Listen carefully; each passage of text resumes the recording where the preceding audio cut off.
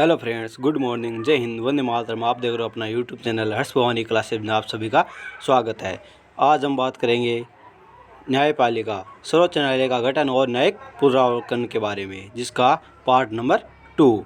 कल हमने उस अध्याय के कुछ महत्वपूर्ण प्रश्नों के बारे में बात की थी। आज उससे अलग और महत्वपूर्ण प्रश्न है। हमारा आज का सवाल यह है, परमादेश किस अनुच्छेद के अंतर्गत स्पष्ट किया गया? तो ऑप्शन ए अनुच्छेद 30, ऑप्शन बी अनुच्छेद 31, ऑप्शन सी अनुच्छेद 32, ऑप्शन डी अनुच्छेद 34। तो इसका सही आंसर दोस्तों वो है सी अनुच्छेद 32। चलो चलते हैं अपने नेक्स्ट प्रश्न की ओर। निम्न में से भारतीय न्याय व्यवस्था की शीर्ष संस्था है? ऑप्शन ए जिला न्यायालय, ऑप्शन बी उच्च न्यायालय, ऑप्शन सी अधीनस्थ न्यायालय, ऑप्शन डी सर्वोच्च न्यायालय। तो इसका सही आंसर होगा दोस्तों वह है सर्वोच्च न्यायालय। चलो चलते हैं अपने सवाल नंबर 15 की ओर। जनहित याचिका की शुरुआत किस वर्ष हुई? Option A 1979, option B 1980, option C 1981, option D 1982। तो इसका सही आंसर होगा वो है ऑप्शन ए 1979 को। चलो चलते हैं अपने सवाल नंबर 16 की ओर। न्यायिक पुनरावलोकन का अधिकार किस न्यायालय को है? ऑप्शन ए सर्वोच्च न्यायालय को, ऑप्शन बी उच्च न्यायालय को, ऑप्शन सी जिला न्यायालय को, ऑप्शन डी अधीन इस न्यायालय को। तो इसका सही आंसर होगा वो है सर्वोच्च न्यायालय को। चलो चलते हैं अपने नेक्स्ट प्रश्न की ओर। भारत में सबसे शक्तिशाली न्यायालय कौन सा है? इसका उत्तर होगा सर्वोच्च न्यायालय। चलो चलते हैं अपने सवाल नंबर 2 की ओर। कानून के शासन का भाव स्पष्ट कीजिए। तो इसका उत्तर होगा कानून के शासन का भाव यह है कि धनी तथा गरीब, स्त्री तथा पुरुष तथा पिछड़े सभी लोगों पर एक समान कानून लागू हो।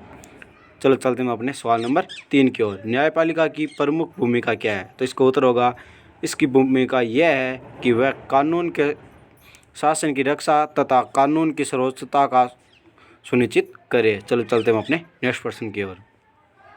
भारत में स्वतंत्र न्यायालय की आवश्यकता क्यों महसूस की? इसका उत्तर होगा संविधान की रक्षा, मौलिक अधिकारों की रक्षा, कानून के शासन को सुनिश्चित करने, संघात्मक व्यवस्था की रक्षा के लिए भारत में स्वतंत्र न्यायपालिका की आवश्यकता हुई। चलो चलते हैं अपने सवाल नंबर 5 की ओर। न्यायपालिका के को 2 कार्य बताइए। तो इसका उत्तर होगा व्यक्ति के अधिकारों की रक्षा करती है तथा विवादों को कानून के अनुसार हल करती है। चलो चलते हैं अपने सवाल नंबर 6 की ओर।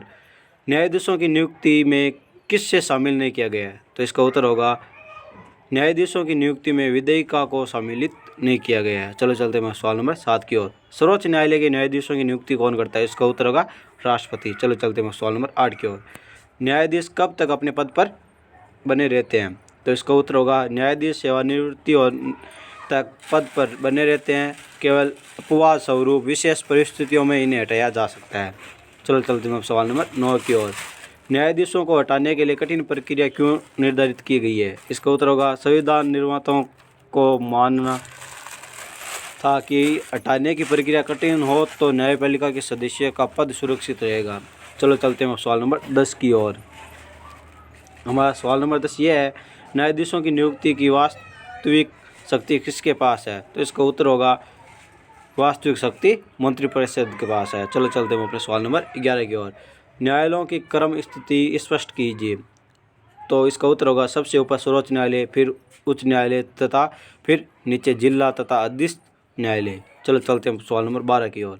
सर्वोच्च न्यायालय के अधिकार क्षेत्र कौन कौन से हैं? तो इसका उत्तर होगा मौलिक क्षेत्राधिकार, रीट संबंधी क्षेत्राधिकार, अपीलीय क्षेत्राधिकार, परामर्श संबंधी क्षेत्राधिकार। चलो चलते हैं अपने सवाल नंबर 13 की ओर। अपील संबंधी अधिकार किस तरह के मामलों को संबंधित है?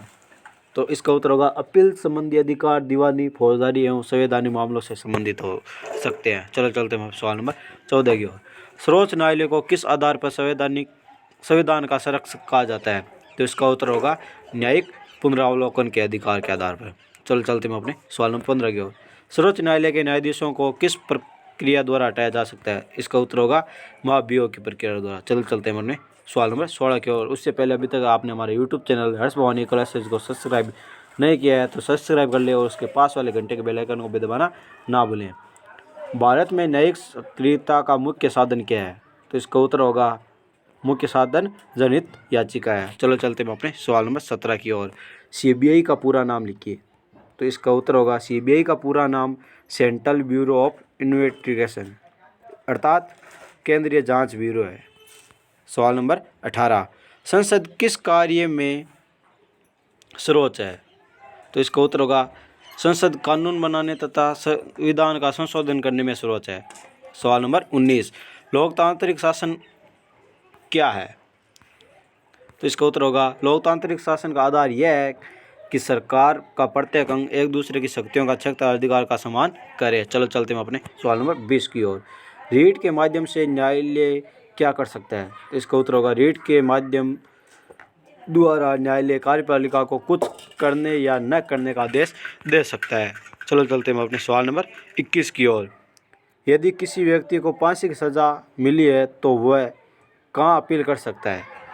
इसका उत्तर होगा अगर व्यक्ति को निचली अदालत में फौजदारी मामले में फांसी की सज़ा मिली है तो उसे उसकी अपील सर्वोच्च न्यायालय या उच्च न्यायालय में कर सकता है। चलो चलते हैं अपने सवाल नंबर 22 की ओर। न्यायिक पुनरावलोकन से क्या आशय है? तो इसका उत्तर होगा न्यायिक पुनरावलोकन से आशय है न्यायिक पालिका की ऐसी शक्ति जिसके द्वारा वह विधेयिका तथा कार्यपालिका द्वारा किए गए कार्यों की संवैधानिकता और वैधता का परीक्षण कर सके। जय हिंद, वंदे मातरम।